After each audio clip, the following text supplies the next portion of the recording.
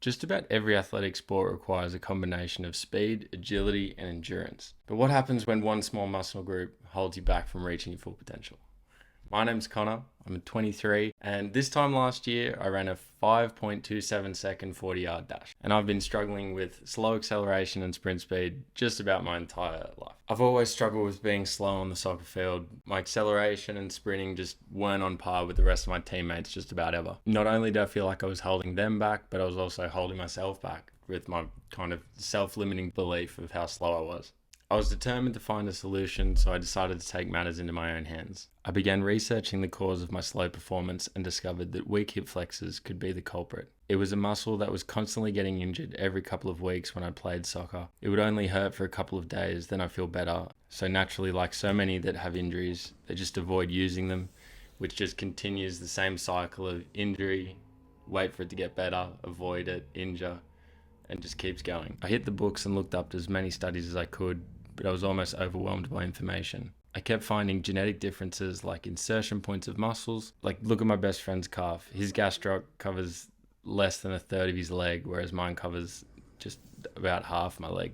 His levels of speed and acceleration have always been off the charts. But genetic differences mean nothing to me because it's something out of my control. There's nothing I can do about it. One thing that is somewhat predetermined by genetics, but can still be changed throughout one's life through appropriate training, is muscle fiber type. Muscle fibers are classified into two main types. Type 1, which is slow twitch, and type 2, which are fast twitch. Type 2 fibers are designed for short, high-intensity bursts of energy. These fibers are larger and more powerful than type 1 fibers, but tire more quickly. Type 1 fibers are designed for endurance and have a high resistance to fatigue. These fibers are rich in blood vessels and mitochondria, which allows for efficient delivery of oxygen and nutrients to the muscle. On average, people kind of sit at the 50-50 level of slow twitch to fast twitch, although genetically they may be born 60-40, 70-30, just about anything's in the realm of possibility. However, with appropriate training, it's proven that you can change these ratios. Understanding these key differences in muscle fiber types, it got me really thinking on what type of training I should be doing to increase the type 2 fibers, especially in my hip flexors. If you want to maximize your fast twitch, I would do both. Yeah. You need something that is heavy because we just can't simulate that overload in any other fashion. And you need something that is extremely explosive. And this is high rest, low reps, not going for a run, like not playing pickup. Like, I mean really specific, low fatigue, maximum power production, maximum speed production stuff. You blend those two things together, and I think you're going to put yourself in a position to get the most amount of fast twitch fibers that are within your genetic limit. Now, how am I going to train them? After a couple of years of introducing a lot of knees over toes guy training modalities, I think it was time to introduce the hip flexion into my training. Multiple times he's explained the importance of hip flexor strength in sprinting and accelerating, and that guided me to introduce the reverse squat, as well as a few other exercises into my training regimen. There are 4 main types of exercises I included over the last year. The first was a standard L-sit, something I could not do for more than a few seconds. The L-sit is a bodyweight exercise that primarily targets the core and hip flexors. It involves maintaining a static, elevated position with the legs extended out in front of the body. Next was the standing hip flexor lift, using a dumbbell or some type of weight attached to your foot. Pretty self-explanatory. Then there's the reverse squat, which knees over toes guy has the standard at 20 reps of half body weight. This consists of hooking your feet into a cable machine and lifting your legs. Next, the single leg hip flexor, which is pretty much the same thing as the double, but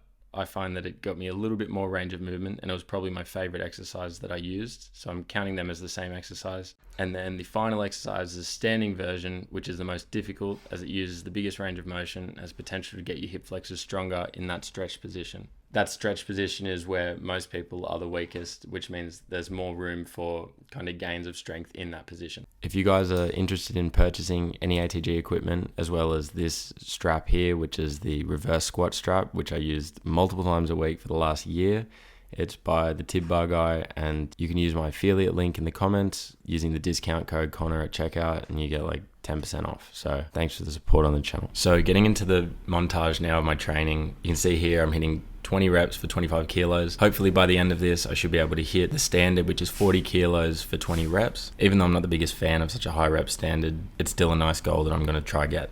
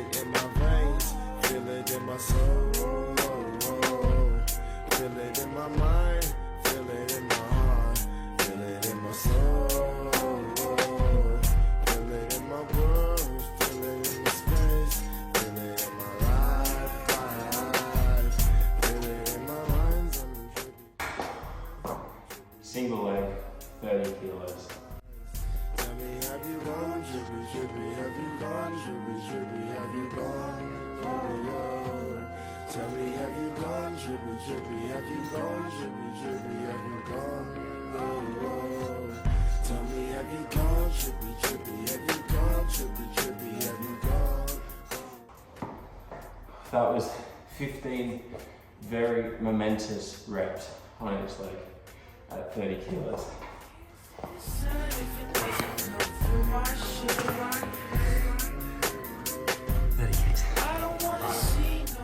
This is 35 kilos.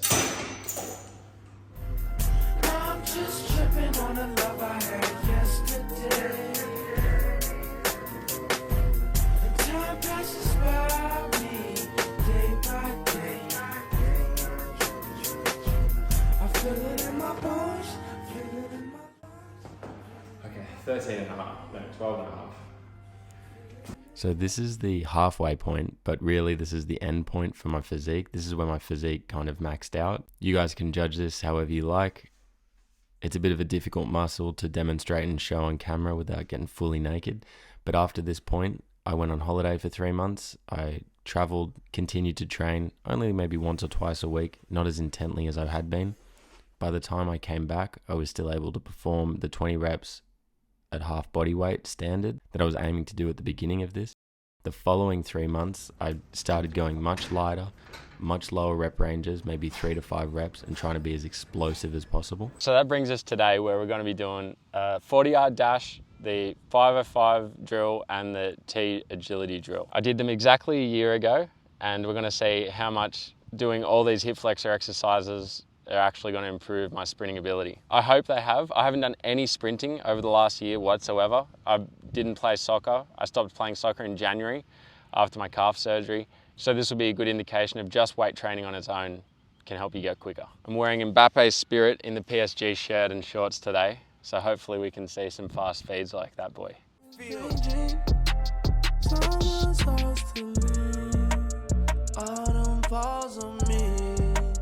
Fall, winter, and spring, 80 degrees, warm enough for me.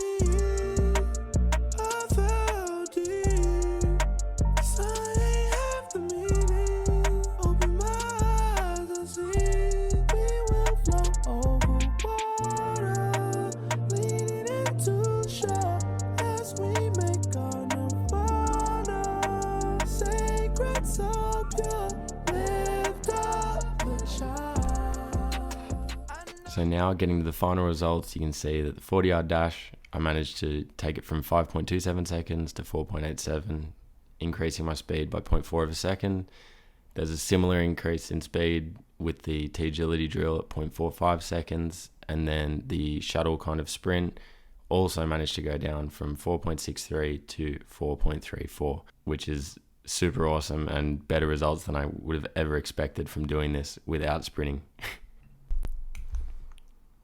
So I'm super stoked about those results, but then also my injuries have gone down a lot. I haven't had any hip flexor problems, and I feel like my shooting's got a lot more powerful. However, I can't put it all down just to the hip flexor lift, this one exercise. I also did increase my squat dramatically in the last 12 months. If you guys want to see that transformation, it's linked here, and thank you so much for watching, and I'll see you guys soon in another video.